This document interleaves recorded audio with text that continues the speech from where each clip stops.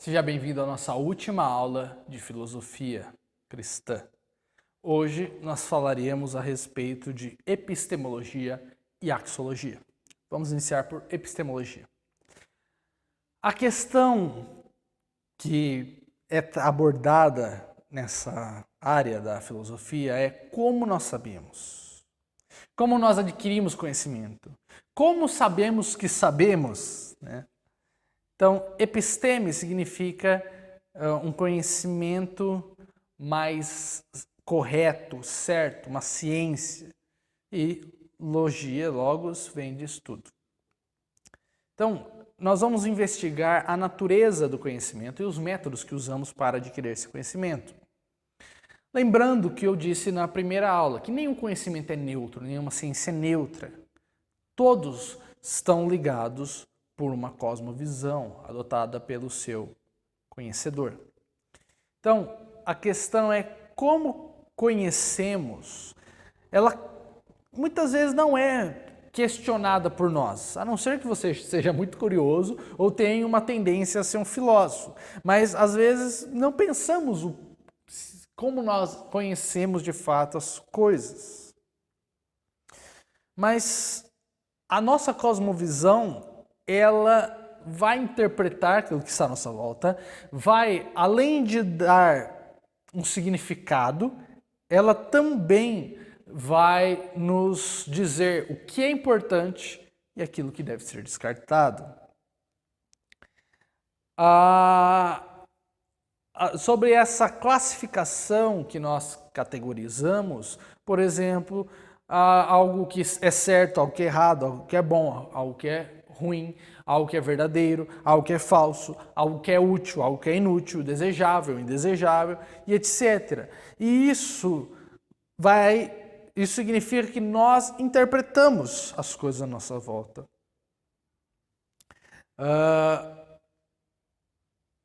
O que nós conhecemos, é certo que nós conhecemos algo, mas o fato é como nós conhecemos. É possível nós conhecermos algo. E se de fato o que nós estamos vendo não é simplesmente uma redução da realidade, lembrando aquelas esferas da realidade que o Doiver postulou. Essa convicção, apenas a cosmovisão cristã dá uma coerência, uma harmonia completa nessa interpretação de mundo. Qualquer outra filosofia anticristã, ela vai reduzir a realidade a questões únicas, como eu disse lá, os materialistas reduzem tudo a questão de matéria e energia. Portanto, duas questões devem ser respondidas. Primeiro, como podemos conhecer a Deus, já que Ele é a base de toda a realidade, como nós vimos em metafísica? Segundo, como nós podemos confiar no nosso conhecimento dessa realidade em que estamos inseridos? Então, primeiramente, como podemos conhecer Deus, já foi dito na aula de bibliologia da revelação geral. Deus, ele se dá a conhecer, ele se dá a conhecer em nossa consciência, na criação a qual estamos inseridos, em Cristo e na sua palavra. A questão, portanto, que mais deve ser focada é qual a base do nosso conhecimento geral da criação. E não é difícil também de se responder isso, porque entendemos, na verdade, o credo apostólico, ele é muito interessante, porque ele já nos dá essa resposta na sua primeira frase, que diz: crê em Deus Pai Todo-Poderoso, Criador dos céus e da terra. Se Deus, ele criou todas as coisas, inclusive nós, é nele que nós encontramos a união de todo conhecimento. É nele que nós encontramos a união da linguagem, seja na sua criação, seja em nós. Porque ele nos criou e criou a realidade à nossa volta. Por isso, é possível conhecer aquilo que está à nossa volta, porque ele fez conhecível. Deus fez a nossa mente trabalhar em harmonia com as coisas que estão à volta, de forma que nós conseguimos entender as leis que regem, porque não estamos simplesmente ligados por baixo, mas temos a imagem e semelhança de Deus. Então, os atributos de Deus que foram dados a nós nos servem de ferramentas a interpretarmos a criação de Deus. Portanto, sem Deus não teríamos certeza de nada. É nele que está a lógica, é nele que convergem todos os conhecimentos.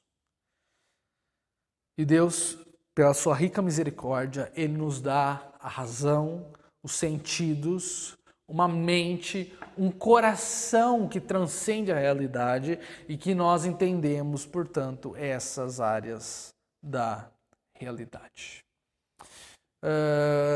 Basta-nos essa parte da epistemologia. Vamos agora para a axiologia. A axiologia vem do termo axios, que é valor, e ela vai falar especialmente, ela tem outros pontos, mas ela vai falar sobre a estética, sobre o valor estético e o valor ético. Então vamos falar sobre estética um pouco. O Abraham Kuyper, que já foi citado na primeira aula, ele diz o seguinte: como portadores da imagem de Deus, os seres humanos têm a capacidade de criar algo belo e deleitar-se nisso. Lembre a questão da nossa inclinação em criar as coisas, porque Deus é criador. A palavra estética, ela vem do termo aesthesis, que é a mesma palavra que dá o nome de anestesia.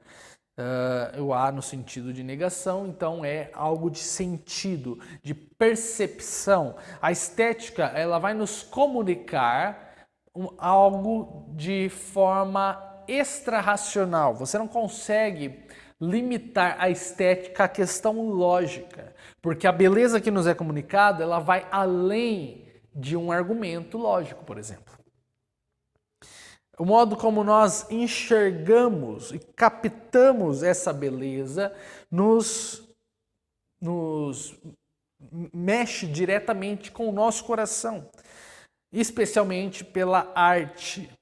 Deus, ele inicia essa questão de padrão estético através da sua criação, como nós já falamos, essa manifestação de cores, essa harmonia, esse equilíbrio que nós temos à nossa volta, nos serve de baliza para a arte que fazemos.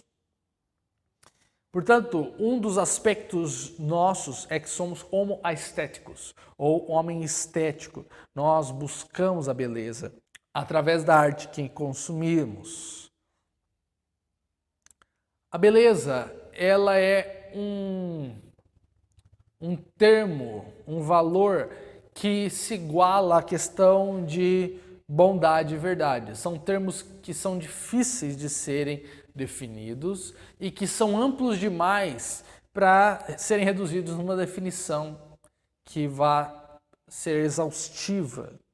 Mas a beleza, basicamente, ela é algo que desperta virtude em nós, desperta em nós desejo, ainda que ela não seja apenas relativa, ela tem a sua área objetiva, ela também tem um ponto relativo, ainda que as artes que nós temos hoje que querem ser vendidas como belas são feias. Tá?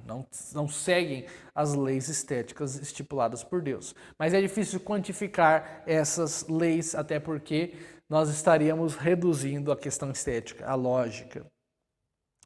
Mas a própria Bíblia vai falar a respeito da beleza de Deus, que é basicamente a santidade dele. Salmo 27:4, o salmista Davi diz o seguinte, que ele nos convida a contemplar a beleza do Senhor e meditar no seu templo.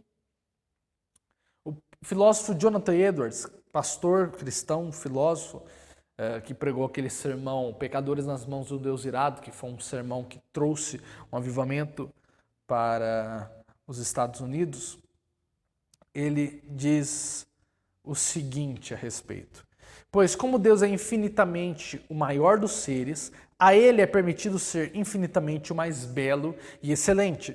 E toda a beleza encontrada na totalidade da criação nada é senão reflexo dos raios difusos do ser que conta com a plenitude infinita de fulgor e glória.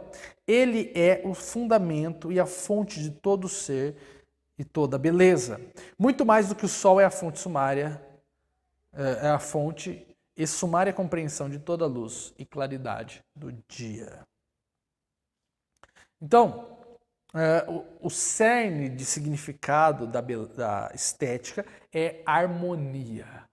É não ser mínimo, mas também não ser exagerado. É ter um equilíbrio, ser harmônico.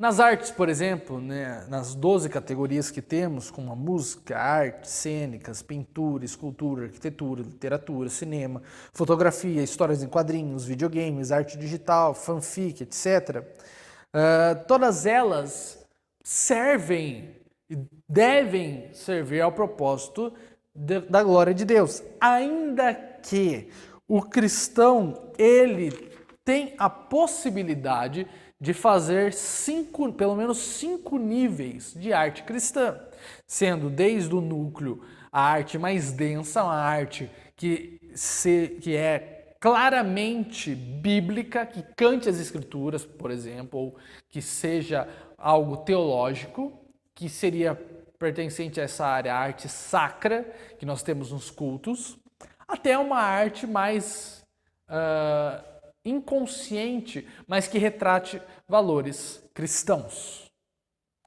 Não necessariamente com um fim de evangelismo. A arte, como sendo uma esfera proposta e criada por Deus, ela não necessita servir a alguma coisa. Ela tem a sua soberania.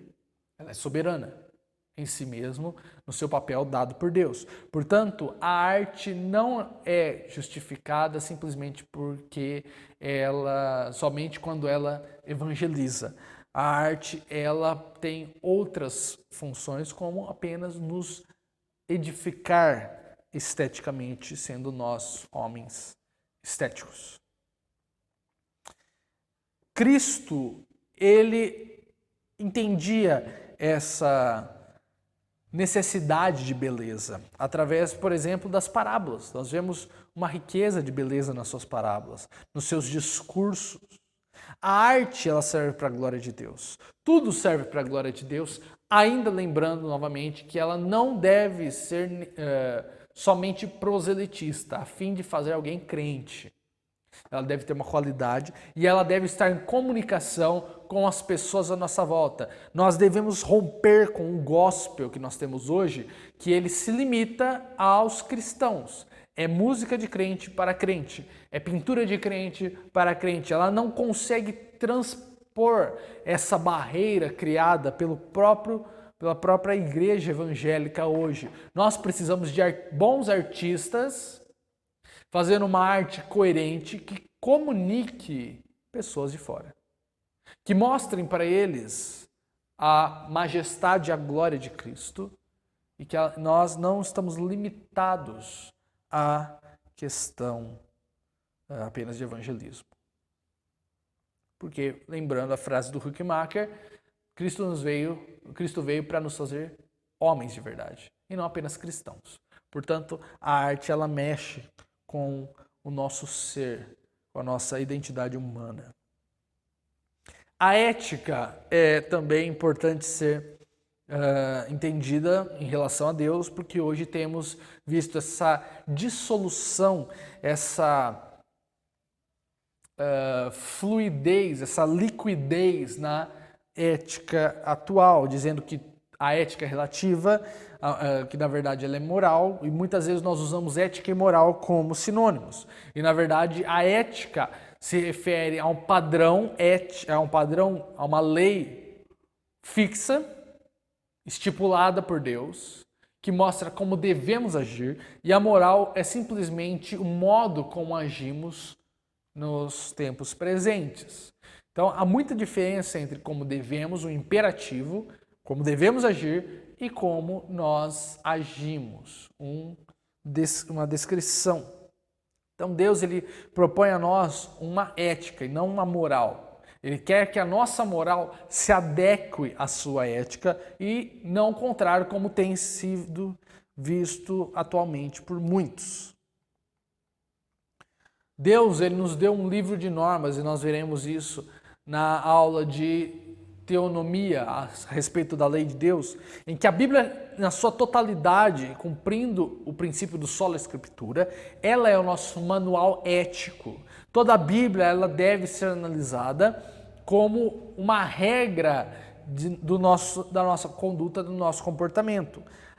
E deve ser analisada dentro do seu contexto, de forma que possamos ver se tal ordenança não foi substituída por um princípio maior. Tá? Mas não devemos descartar de forma completa o Antigo Testamento sob o pretexto de que ele caducou, porque isso não é verdade. Mas dentro da questão ética, o que podemos tratar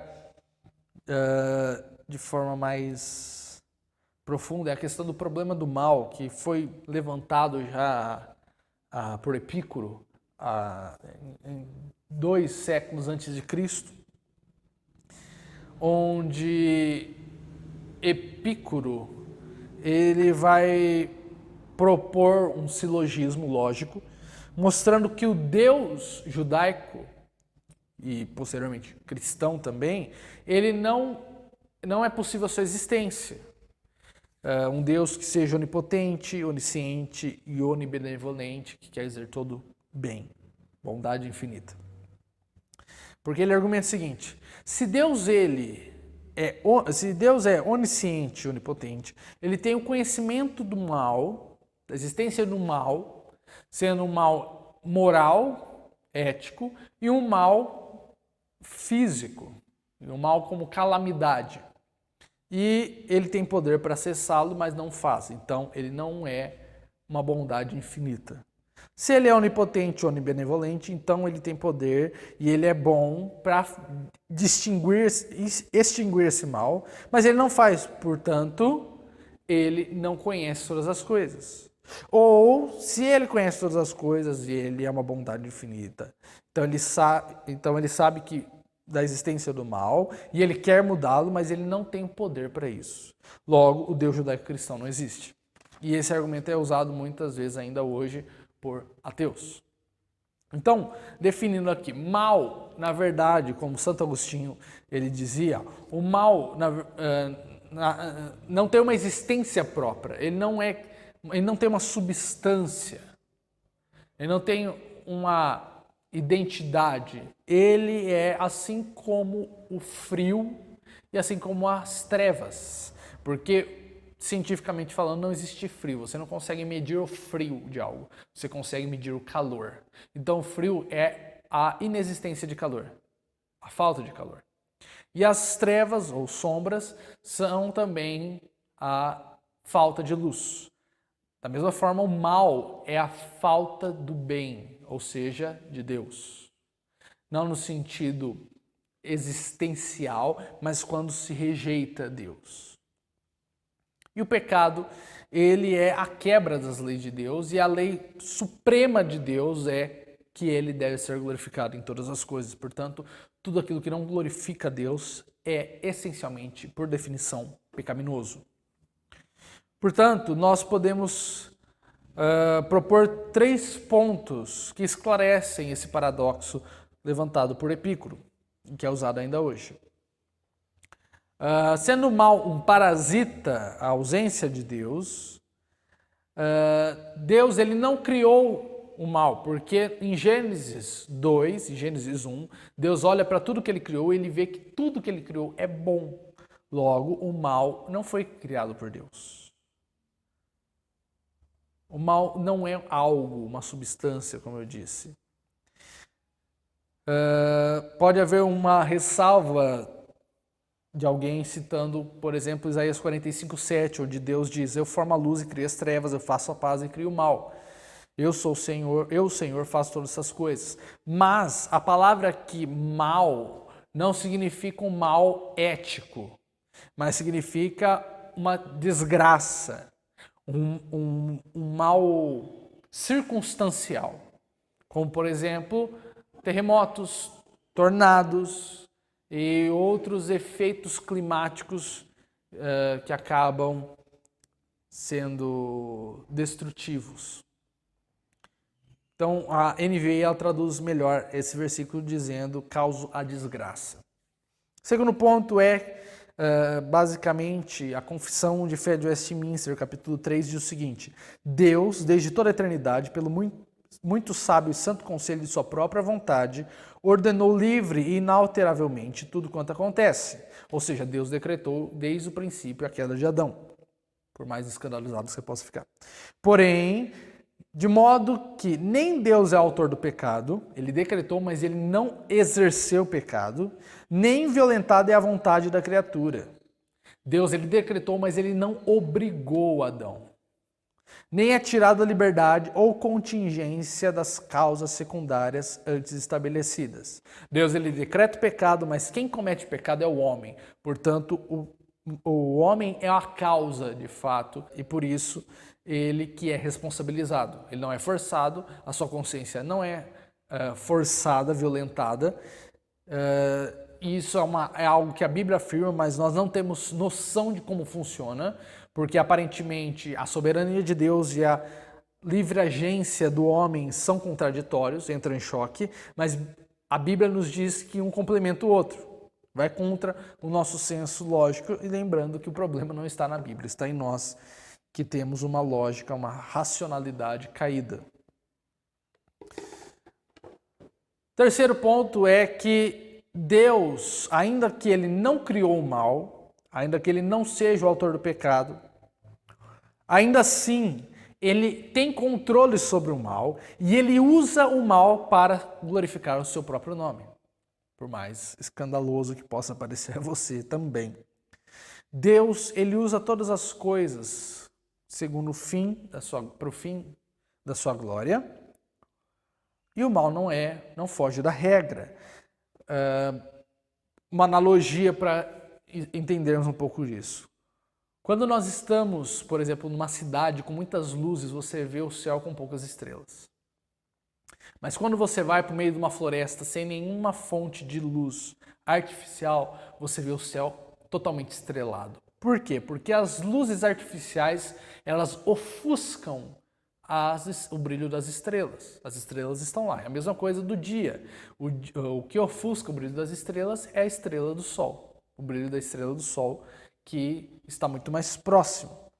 E é assim o mal. O mal, ele contribui para a glória de Deus porque ele mostra o lado negro do pecado e mostra como Deus é luz e desejável a nós.